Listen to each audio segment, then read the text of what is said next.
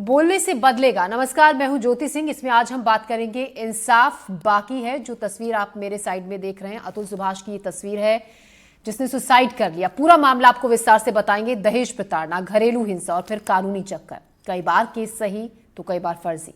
ऐसे ही केस ने एक सॉफ्टवेयर इंजीनियर की जान ले ली। अतुल सुभाष ने खुदकुशी से पहले वीडियो में अपनी आपबीती रिकॉर्ड की। एक लंबा चौड़ा 24 पन्ने का सुसाइड नोट। अतुल ने जो कुछ भी लिखा, जो कुछ भी कहा, उसने कितने ही सवालों को जन्म दे दिया। सवाल कानून पर, सवाल जुडिशरी पर, सवाल पुलिस पर, पूरी सिस्टम पर। आखिरकार सवाल एक इंसान के अधिकारों और न्यायिक सुरक्षा पर भी है। आज हम इन्हीं सवालों पर बातचीत करेंगे। आप भी हमें कॉल कर सकते हैं। 8178999182 हमारा फोन नंबर है। लगातार टेलीविजन स्क्रीन पर भी ये नंबर फ्लैश कर रहे हैं। तो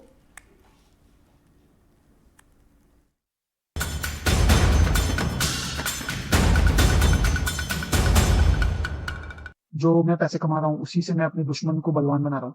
वही पैसे मुझे ही बर्बाद करने के लिए यूज है, और ये साइकिल बढ़ता ही रहेगा, है ना। मेरे ही टैक्सेस के पैसे से ये कोर्ट, ये पुलिस सिस्टम मुझे और मेरी फैमिली को और बाकी लोगों को भी हैरास करेगा, जो अच्छे लोग हैं।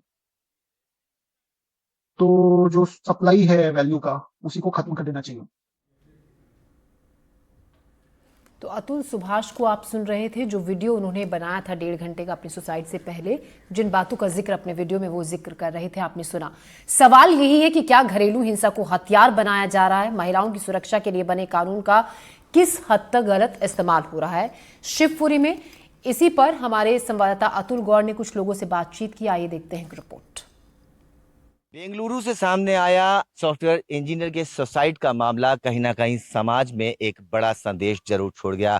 सुप्रीम कोर्ट ने भी इस बात का संज्ञान लिया और ये कहीं ना कहीं महसूस किया कि महिलाएं कहीं घरेलू हिंसा जैसे कानून का प्रताड़ित करने के लिए हथियार तो नहीं बना रही हैं। यही वजह है कि हम महिला और पुरुष दोनों के बीच में पहुंचे हैं और दोनों का पक्ष जानने की कोशिश कर रहे हैं। इसके कानूनी पहलू क्या हैं और समाज क्या हमारा पुरुष प्रधान देश होने के साथ साथ अब महिला प्रधान होने की तरफ बढ़ता हुआ दिखाई दे रहा है? ये भी एक बड़ा सवाल है, क्योंकि महिलाएं कहती हैं कि पुरुषों का राज है और पुरुष कहते हैं अब महिलाओं की ज्यादा सुनी जाती है। क्या वास्तव में महिलाओं की ज्यादा सुनी जाती है?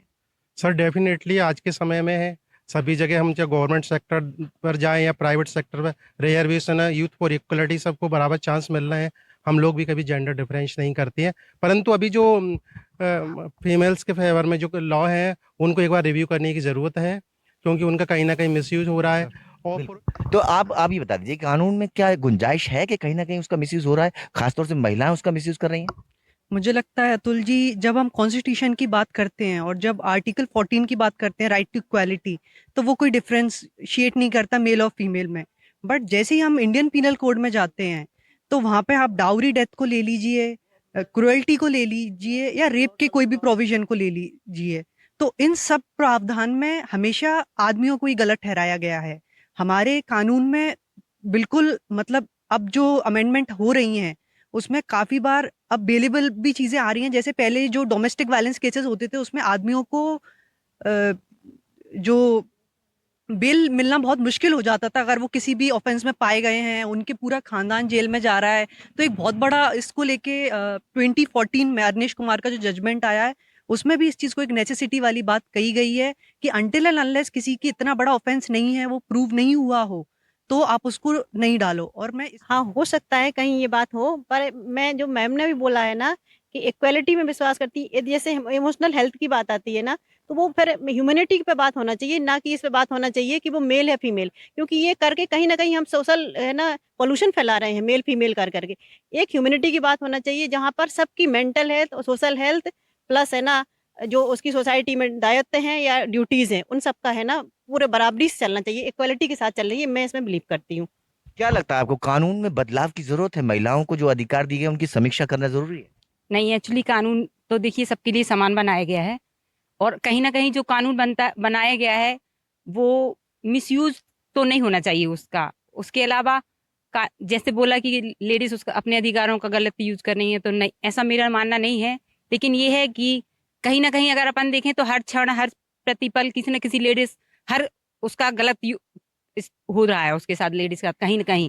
हर क्षण में कहीं भी देखें आप है कहीं, लेकिन मैं कहती हूँ कि कानून में बदलाव तो जरूरी नहीं है, सबके लिए कानून एक बराबर होना चाहिए। कानून एक बराबर होना चाहिए, कानून एक बराबर होना चाहिए। समाज में कई सारी चीजें हम देखते हैं कि महिलाओं को ज्यादा गंभीरता से देखा जाता है, खासतौर से घरेलू हिंसा की अगर वो बात करती हैं तो उनको ये माना जाता है कि वो पीड़ित हैं और पुरुष जो है दोषी है। ऐसा मेरा मानना तो नहीं है। समान अधिकार होना चाहिए समाज में महिलाओं को। अब हर जगह परिस्थितियां अपने हिसाब से काम करती हैं। कहीं महिला बाहुल्य है, वहाँ महिलाएं अपने अधिकारों का दुरुपयोग भी कर रही हैं, और कहीं पुरुष बाहुल्य है, वहाँ पुरुष भी अपने अधिकारों का दुरुपयोग कभी कभी कर जाते हैं। ये समय के साथ साथ जैसे आजकल सोशल मीडिया का युग चला है, तो डेफिनेटली कुछ समस्या आती हैं, और रिव्यू होने से क्या होता है, हमारा कानून समानता बनी रहेगी और ज़्यादा उपयुक्त रहेगा वो। तो इन्होंने साफ तौर पर कहा कि सुप्रीम कोर्ट ने जिस बात का संज्ञान लिया है वो वास्तविकता में गौर करने लायक है, क्योंकि महिलाओं को जो अधिकार दिए गए हैं वो उनकी सुरक्षा के लिए दिए गए हैं, हथियार बनाने के लिए नहीं। यही वजह है कि अब इस बात को लेकर नए सिरे से न केवल बहस शुरू होगी बल्कि कानून में अमेंडमेंट करने की गुंजाइश भी बनेगी। शिवपुरी से अपने कैमरा साथी नितिन शर्मा के साथ अतुल गौड़, एनडीटीवी। तो शिवपुरी की महिला और पुरुषों दोनों की राय आपने सुनी। मेरी जुड़ी प्रतिक्रिया थी। कुछ महिलाओं का कहना था ऐसा नहीं है, महिलाओं के खिलाफ जैसे अपराध बढ़ रहे हैं ऐसा नहीं वो मानती, लेकिन पुरुषों का ये कहना था कि बदलाव तो होना चाहिए। हमारे साथ खास मेहमान भी जुड़ गए हैं। वृंदा डिगे विमेन राइट्स एक्टिविस्ट हैं, आशुतोष श्रीवास्तव हैं, वकील हैं सुप्रीम कोर्ट से, अरविंद खरे हैं, पूर्व पुलिस अधिकारी हमारे साथ, डॉक्टर बी त्रिपाठी हैं, मानवाधिकार कार्यकर्ता। आप सभी का स्वागत है और हमसे जुड़ने के लिए बहुत बहुत धन्यवाद। वृंदा जी, मेरा पहला सवाल आपसे है, हम अतुल प्रकाश कई जो खबरें देख रहे हैं, वीडियो देख रहे हैं, सुसाइड नोट में जो जिक्र अतुल सुभाष ने जिस पीड़ा का किया है उससे साफ है। और क्या आपको नहीं लगता है कि महिलाओं के लिए जिस कानून का बनाया गया है, जो कानून, उन कानून का इस्तेमाल कुछ लोग वाकई में अपने फायदे के लिए गलत तरीके से कर रहे हैं? आपको नहीं लगता है? क्या कहेंगे इस पर आप?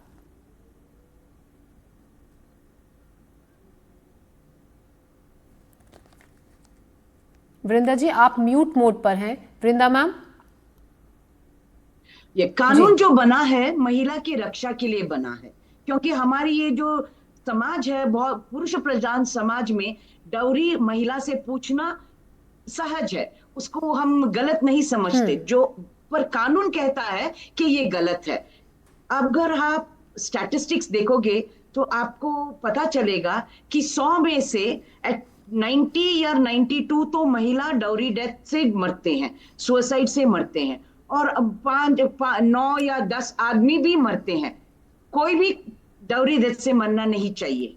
और अतुल जी ने जो किया और जो पीड़ा, जो ट्रॉमा, जो दुख उन्होंने सहा, और उनके वाइफ से और उनके वाइफ के फैमिली से, ये बहुत ही दर्दनाक है।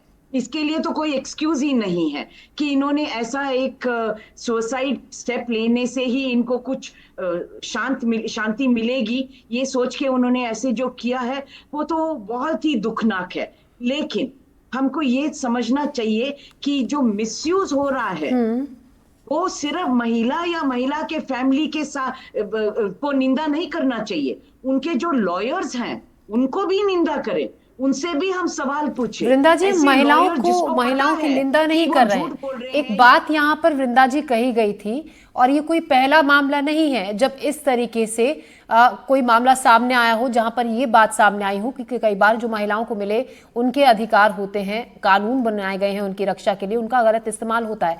यहाँ पर महिलाओं पर हम सवाल नहीं उठा रहे हैं, ना ही उनके खिलाफ कुछ बोल रहे हैं। हम ये बोल रहे हैं कि उस कानून का इस्तेमाल कितना गलत और सही होता है। आशुतोष जी, मेरा सवाल आपसे है, देखिए जैसा कि अभी वृंदा जी ने भी कहा, कहीं ना कहीं सिस्टम से हार गए अतुल सुभाष। तारीख पर तारीख उनको मिलती रही, जैसा कि उन्होंने जिक्र किया कि 190 बार वो कोर्ट गए, जहां कई बार वकीलों की हड़ताल रही, कई बार जज नहीं आए, कई बार वकील नहीं आए। सिस्टम से हार के उन्होंने ये कदम उठाया। उन्होंने कहा कि मैं पैसे नहीं दूंगा, मैं मौत को गले लगाऊंगा। जी देखिए, पहले तो मैं ये बताना चाहता हूं कि अभी आप देखिए जो अरनेश कुमार का जो जजमेंट आया था सुप्रीम कोर्ट ने 2014 में, और उसके बाद जाकर के कहीं अरेस्ट बंद हुआ, नहीं तो 2014 के पहले अगर कोई भी महिला जाकर के 498A का केस रजिस्टर करती थी जी, तो जो है हस्बैंड और उसकी फैमिली उसको तुरंत जो है पुलिस अरेस्ट करके लेके चली आती थी, बिना किसी इंक्वायरी के, बिना किसी इन्वेस्टिगेशन के। और इसमें आप मुझे बताइए कि क्या इसमें महिलाएं प्रताड़ित नहीं हो रही थी? वो जो हस्बैंड था उसकी माँ को अरेस्ट कर लिया जाता था, उसकी बहन को अरेस्ट कर लिया जाता था, तो वो लेडीज नहीं है क्या? तो मेरा ये कहना है कि कोई भी कानून जो बना है उसका मिसयूज जो है वो बिल्कुल गलत है। मैं ये नहीं कहता कि सारे केसेस जो है जेन्युइन नहीं होते, बहुत सारे केसेस जेन्युइन भी होते हैं जहां पे वो सही कंप्लेंट फाइल होता है, जहां पे उनको प्रॉब्लम होती है। लेकिन 2014 में जब सुप्रीम कोर्ट ने देखा कि इस तरह से मिसयूज हो रहा है, तो उन्होंने पुलिस को डायरेक्शन दिया अक्रॉस द कंट्री कि आप पहले सेक्शन 41A का नोटिस भेजिए, पहले आप इन्वेस्टिगेशन कीजिए। इन्वेस्टिगेशन में अगर आपको लगता है प्राइमा फेसी की कुछ गलत हुआ है तो ही आपको अरेस्ट का पावर है, नहीं तो नॉर्मल सर्कमस्टांसेस में आप अरेस्ट नहीं कर सकते हैं। अब देखिए बात रही कोर्ट की, तो देखिए कोर्ट का जहां तक है, मेरा अपना मानना है कि लोग आज भी जो है ईश्वर के बाद जो जिसको सबसे ज्यादा ट्रस्ट करते हैं वो है जजेस, और जजेस का जो रोल है वो बहुत इंपॉर्टेंट हो जाता है। उनको ये समझना कि कौन सा केस सही है और कौन सा केस गलत है, इस पे उनका अपना विचार बनना बहुत जरूरी है। और आशुतोष, ये कहीं ना जजिस पर कहीं आप बात कर रहे हैं, अपने सुसाइड नोट में और वीडियो में अतुल ने जो फैमिली कोर्ट के जज हैं उन पर भी सवाल खड़ा किया था कि इस जी केस को सेटल करने के लिए रिश्वत की मांग उन जज की तरफ जी से की गई थी। जी जी जी। तो ये बहुत बड़ा सीरियस और गंभीर ये एक तरह से आरोप है, जिसके ऊपर मुझे लगता है कि इन्वेस्टिगेशन होना चाहिए। इसमें एक प्रॉपर एफआईआर रजिस्टर होना चाहिए, और एफआईआर रजिस्टर होने के बाद इंक्वायरी होनी चाहिए कि जिस तरह से उसने लिखा है सुसाइड नोट में कि ओपन कोर्ट में उसको इंस्टिगेट किया जा रहा था कि तुम सुसाइड क्यों नहीं कर लेते हो। तो देखिए जो पहले जो हमारा सेक्शन 308 था, जो अब 306 था, जो एबेटमेंट ऑफ सुसाइड जो अभी 108 है, उसमें क्लियरली लिखा हुआ है कि अगर कोई एबेटमेंट करता है, किसी को इंस्टिगेट करता है जी। सुसाइड करने के लिए, तो उसके लिए 10 साल तक का पनिशमेंट है। तो इस केस में जहां वो इस तरह से ओपन कोर्ट में बोल रही है कि तुम सुसाइड क्यों नहीं कर लेते, और उसने ये भी लिखा है कि उस टाइम जो है वो जज वो हंस रही थी वहां पर, तो ये कहीं ना कहीं से इंस्टिगेशन है। उसकी जो मदर थी, मदर इन लॉ, उन्होंने भी बोला कि हमें तो लगा तुम्हारे मरने की खबर आएगी, तुम सुसाइड कर चुके होगे। तो इस तरह से इंस्टिगेट करना किसी को, ये तो ऑलरेडी कानून में है। जी। कानून में सिर्फ जो है एक तरफा कानून तो नहीं है। कानून में तो मुझे तो अभी ये नहीं समझ में आ रहा कि अभी तक एफआईआर क्यों नहीं हुआ। इसमें तुरंत एफआईआर होना चाहिए और तुरंत इन्वेस्टिगेशन होना चाहिए। मैं आशुतोष, ये नहीं सवाल बोल रहा तो कि यही जो उठ रहा है ना कि क्यों जो एफआईआर जो नहीं हुई, क्यों जी कोई जी, मैं कार्रवाई ये नहीं नहीं कह रहा हुई, कि जो क्यों जो सालों साल इस कंप्लेंट्स मानसिक प्रताड़ना से जी जूझते रहे अतुल सुभाष। अरविंद खरे, आप मुझे एक बात बताइए, जिस तरीके से कहा यह जाता है जब भी कोई महिला शिकायत लेकर किसी पुलिस थाने में जाती है तो क्या ये होता है, हम ये जानना चाहेंगे। देखिए बहुत सी शिकायतें ये भी रहती हैं पुरुषों की कि अक्सर ये होता है कि सिर्फ महिला की बात को सुना जाता है, उसकी फैमिली को सुना जाता है। अगर हस्बैंड की तरफ से कोई महिला, उसकी माँ है, उसकी बहन है, वो कुछ कह रहे हैं तो उसको बिल्कुल किनारे कर दिया जाता है। हमेशा सिर्फ तवज्जो उसी को दी जाती है क्योंकि वो महिला है, वो जो भी कह रही है वही सही होगा। ये बात बिल्कुल 100% सही है। जब भी कोई महिला थाने में रिपोर्ट करने आती है तो उसको प्रेफरेंस दिया जाता है, उसकी रिपोर्ट लिखी जाती है। इसमें कोई दो सर राय वो नहीं। भी तो महिला ये है, मजबूरी हस्बैंड पुलिस की की माँ क्या और होती है, बहन भी तो महिला है, पुलिस की उसको समस्या उतने क्या होती तरीके है, से क्यों नहीं सुना जाता महिला है? है उसकी रिपोर्ट लिखते हैं। अब दूसरी समस्या पुलिस के साथ क्या आती है, यदि हमें जांच में अनुसंधान में ये मालूम पड़ जाता है कि महिला झूठी रिपोर्ट लिखा रही है पति के खिलाफ, परिवार के खिलाफ, तो हम उसमें खात्मा जिसे बोलते हैं फाइनल रिपोर्ट नहीं डाल पाती, क्योंकि अचानक प्रेशर इतना बनता है हमारे वरिष्ठ अधिकारियों का और राजनीतिकों का कि उसको हम लोग ये जानते हुए कि ये मामला झूठा है, हम उसको खत्म नहीं कर पाते, और बयानों के सबके कथन लेके जांच करके हमें न्यायालय में प्रस्तुत करने के लिए हम लोग बाध्य हैं। हमने अभी तक, जहां तक मुझे अंदाज है, कि शायद ही बहुत ही कम केस होंगे महिलाओं के जिसमें पुलिस ने उसको एफआईआर या फाइनल रिपोर्ट डाल के खत्म किया हो। उनको न्यायालय में हमें मजबूरी में भेजना ही पड़ता है, और न्यायालय का भी रिकॉर्ड है अभी तक मेरे अनुभव में 90% केस एक्विटल होते हैं, क्योंकि वो सारे केस फर्जी होते हैं। इसी पीरियड में पुलिस जांच और ट्रायल पीरियड में जितनी मानसिक प्रताड़ना लड़कों को उनके परिवार वालों को होती है, उसका एक जो उदाहरण जो आप टीवी पे दिखा रही हैं, ये लड़का है। ऐसे बहुत से केस हैं। 304B एक जो दहेज हत्या वाला केस है, लड़की का बड़े मानसिक तौर पे बीमार हो, यदि मर गई 7 साल तक, जरा ध्यान से सुनिएगा, तो 304B दहेज हत्या पे उसका केस लग ही जाएगा, पूरे परिवार पे लग जाएगा, क्योंकि उसकी जांच नहीं करेगी पुलिस। कानून में ऐसा लिखा ही नहीं है। कानून में ये लिखा है किसी भी परिस्थिति में 7 साल में कोई भी विवाहित स्त्री की मौत होती है तो ये माना जाएगा वो दहेज हत्या है, कभी दहेज लिया हो या ना लिया हो, प्रताड़ना किया हो नहीं किया हो। कानून में बहुत सी खामियां हैं, और सबसे बड़ी खामी जो कानून में है कि झूठी रिपोर्ट के खिलाफ कोई कार्रवाई का सेक्शन नहीं है। जिस दिन जो न्यायालय में जो एक्विटल होते हैं उनके खिलाफ जो मामला बनना चाहिए झूठी रिपोर्ट करने के लिए महिलाओं के प्रति, उनके परिवार के प्रति, उसका प्रोविजन का अभाव है। वकील साहब जानते होंगे 211 धारा कितनी मामूली सी धारा है, बहुत ही छोटी धारा है। पुलिस को जी झूठी रिपोर्ट करना एक बहुत ही नॉन कॉग्निजेबल ऑफेंस है। शायद उसमें अभी तक भारत के इतिहास में शायद 10-15 केस हुए हो सजा के, तो पता नहीं। मेरे सेवा काल में 40 साल में मैंने तो नहीं देखा पुलिस में झूठी रिपोर्ट में कोई दंडित हुआ हो। यही सब कमियां हैं जिसके कारण समाज में बिगड़ रहे। महिलाओं को आजादी दी गई, उनकी सुरक्षा दी गई, उनके लिए 498 बना, घरेलू जी सर। महिलाओं का संरक्षण का अधिनियम 2005 बना, ऑफिस जी में अरविंद यौन जी। हिंसा के संरक्षण का अधिनियम बने। उनको जितनी सुविधा दी जा रही है सारी सामान्य महिलाओं को दी जा रही है, लेकिन जो बदमाश महिलाएं होती हैं, गंदी महिलाएं होती हैं, गंदे परिवार होते हैं, झूठे केस बनाने की जो परंपरा चल रही है समाज में, वो गलत है। उसको रोकथाम के देखिए, लिए पूर्व पुलिस उच्च अधिकारी हैं स्तर अरविंद पर खरे, जो आवश्यक साफ साफ बता रहे हैं कि सिस्टम में कहाँ क्या खामी है, किस तरीके से लिया जाता है, कैसे मामले, कितने % मामले सिर्फ झूठे होते हैं, फर्जी होते हैं। डॉक्टर बी त्रिपाठी, मानवाधिकार कार्यकर्ता आप हैं, आप मुझे बताइए, देखिए जिस पीड़ा को बयां यहाँ पर अतुल सुभाष कर रहे हैं अपने वीडियो में, आपने भी सुना होगा, खबरों में आपने देखा होगा, क्या कहेंगी, क्या इसकी कोई भरपाई होगी? जिस तरीके से अतुल सुभाष ने कहा कि अगर उन्हें इंसाफ नहीं मिलता है तब तक तो उनकी अस्थियों को प्रवाहित नहीं किया जाना चाहिए और उसके बाद कोर्ट के सामने गटर में बहा देना, अगर उनके जो दोषी हैं उनकी मौत के उनको कुछ पनिशमेंट नहीं मिलती है। कौन इस सब का दोषी है, किसको मानती हैं, क्या कहेंगे आप? देखिए, एक ह्यूमन राइट एक्टिविस्ट के हिसाब से आप बात करेंगे तो किसी भी प्रकार के प्रताड़ना, चाहे वो पुरुषों के लिए हो चाहे वो स्त्रियों के लिए, जी अभी आज की संदर्भ में हम बात करें तो जो धारा घरेलू प्रताड़ना की हमने महिलाओं के अधिकारों के लिए बनाई थी, लेकिन इसका क्या दुरुपयोग ना केवल महिलाओं के अधिकारों को उल्लंघन है बल्कि पुरुषों के मानव अधिकारों का भी उल्लंघन है। हम ये बात भूल जाते हैं कि महिलाओं के लिए जब हम कोई भी कानून बनाते हैं उसमें हम एक तरफा नजरिया रखते हैं कि हम एक जनरलाइज्ड वे में उस कानून को बनाते हैं कि पुरुष खराब है या स्त्री खराब है या स्त्री को ऐसा नहीं करना चाहिए या पुरुष को ऐसा करना चाहिए। तो कभी भी कोई कानून बनाते वक्त हमें इस सारी चीजों का ध्यान रखना चाहिए, क्योंकि ये जो सॉफ्टवेयर इंजीनियर के सुसाइड का केस एक प्रमाण है कि कानूनों का दुरुपयोग कैसे किसी का जीवन बर्बाद कर सकता है। ये एक मामला ऐसा दर्शाता है कि कानूनी प्रणाली में सुधार की आवश्यकता है ताकि आगे चलकर ऐसे मामलों को न्याय मिल सके।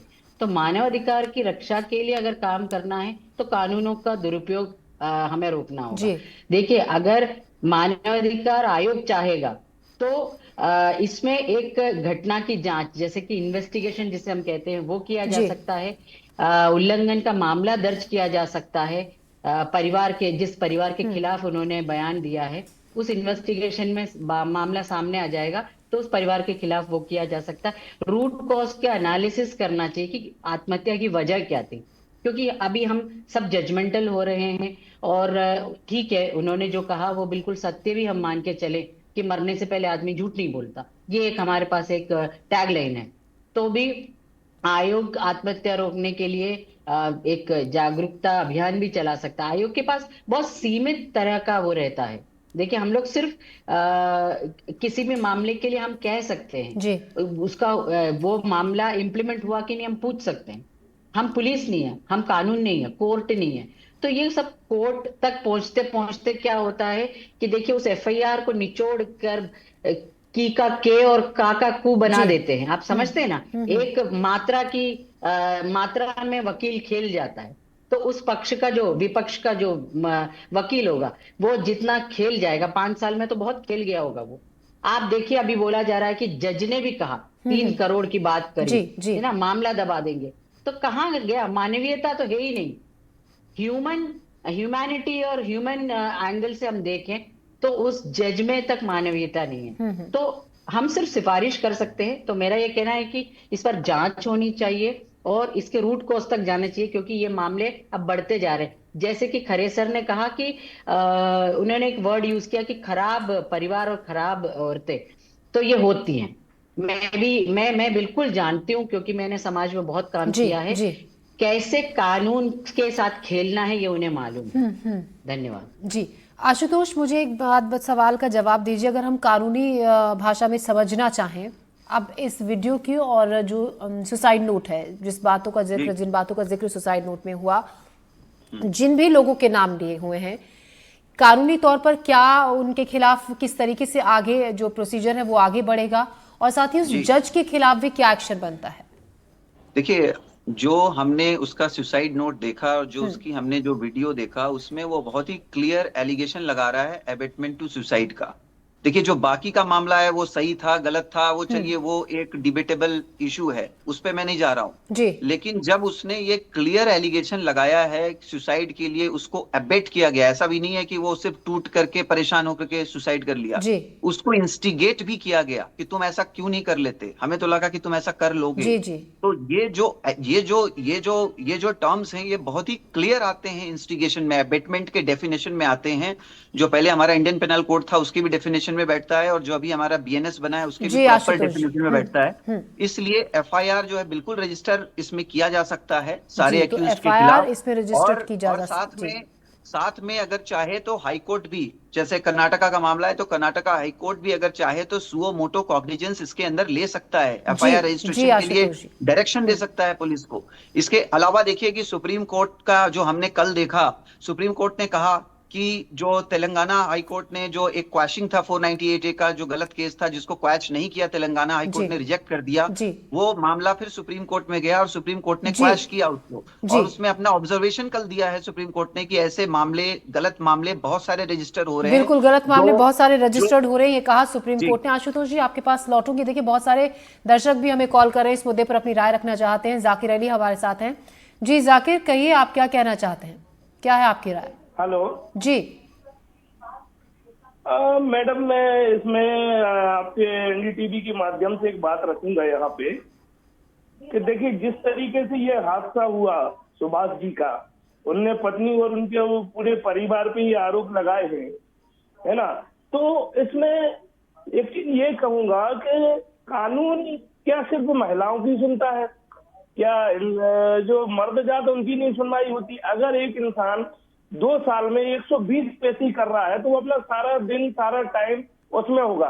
और सबसे बड़ी चीज जो होती है, पुलिस खुद इस चीज में आगे करती है कि अगर कोई भी लेडीज जाए थाने में, आदमी के खिलाफ फर्जी मुकदमा दहेज प्रथा का हो जाता है दर्ज, जबकि ना तो उसकी जांच होती है ना जी। और ना कोई सुनवाई होती है।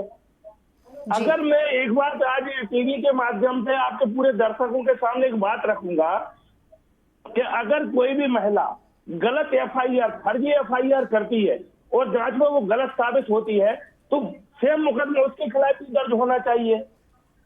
जाकिर जी, इसी पर हम बात भी कर रहे हैं और हमारे साथ जो एक्सपर्ट्स बैठे हैं उनका कहना है कि ऐसे मामलों में कोई सख्त एक्शन नहीं लिया जाता है फर्जी शिकायत लिखवाने वालों के खिलाफ, और हम बार बार यही सवाल भी उठा रहे हैं। ठीक है, महिलाओं के लिए जो कानून बने हैं, लेकिन क्या पुरुषों का कोई राइट नहीं है? उनको जिस तरीके की प्रताड़ना झेलनी पड़ती है, उनके लिए क्या उसी तरीके से आवाज बुलंद की जाएगी जैसे महिलाओं के हकों के लिए अक्सर आंदोलन खड़े हो जाते हैं? सवाल ये भी खड़ा होता है। बृंदा डिगे, आप बताइए, जिस तरीके से देखिए अभी जिस तरीके से हम बात कर रहे हैं अपने एक्सपर्ट से, डॉक्टर बी त्रिपाठी ने भी कहा, अरविंद खरे ने भी कहा कि 80% से ज्यादा ऐसे केसेस होते हैं जो फर्जी होते हैं और कानून का दुरुपयोग किया जाता है। इसको लेकर आप क्या कहेंगे? जब आप ये संख्या कहते हो कि 80%, उसका तो हमें देखना पड़ेगा कि ये सचमुच 80% है या नहीं, लेकिन वो बात तो इतनी मुख्य नहीं है। 8% होगा तो भी ये बहुत बुरी बात है। तो इसमें हम पहला प्रश्न ये पूछना चाहते हैं कि जब ये मिसयूज हो रहा है तो कौन मिसयूज कर रहा है इसको? वो जो औरत है वो आके एक कंप्लेंट देती है पुलिस स्टेशन को या ये लॉयर के पास जाती है, तो ये लॉयर नहीं बता सकता कि ये केस जो आप कह रहे हो ये इस सेक्शंस के अंदर में हम फाइट कर सकते हैं। और पुलिस तो जांच करेगी, वो इन्वेस्टिगेशन करने के बाद ही तो उनका चार्जशीट चलेगा, कोर्ट में चलेगा। तो वो जांच पुलिस ने कैसे किया? तो इन सब का प्रश्न तो हमको करना ही पड़ेगा, इनको सवाल करना ही पड़ेगा। और हमने कभी ये सवाल जज से नहीं पूछा है कि क्या आप तारीख पे तारीख क्यों देते हो, एडजर्नमेंट्स क्यों देते हो? मैम, सवाल उसको लेकर भी खड़े हो रहे हैं कि क्यों। देखिए, हमारे साथ एक कॉलर भी जुड़ रहे हैं। डॉक्टर बी त्रिपाठी, मैं लौटूंगी आपके पास। हमारे साथ एक और कॉलर जुड़ रहे हैं, भानु हमारे साथ है। जी कहिए, क्या कहना चाहते हैं आप?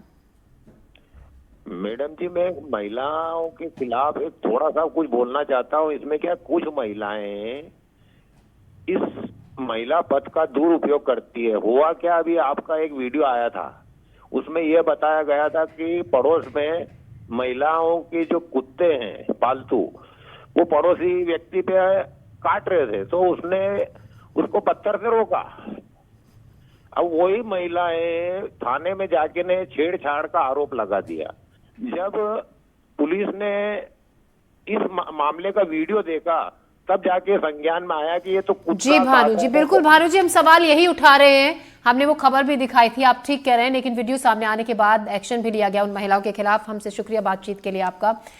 वृंदा डिगे, आपका हमसे बातचीत के लिए, डॉक्टर श्रीवास्तव और साथी अरविंद खरे, डॉक्टर दी त्रिपाठी हमसे जुड़ने के लिए और तमाम सवालों के जवाब देने के लिए शुक्रिया। तो सवाल एक बार फिर से वही कि क्या अतुल सुभाष के लिए भी उनको न्याय मिले, इसके लिए भी आप उसी तरीके से आवाज बुलंद करेंगे जिस तरीके से महिला अधिकारों के लिए करते हैं।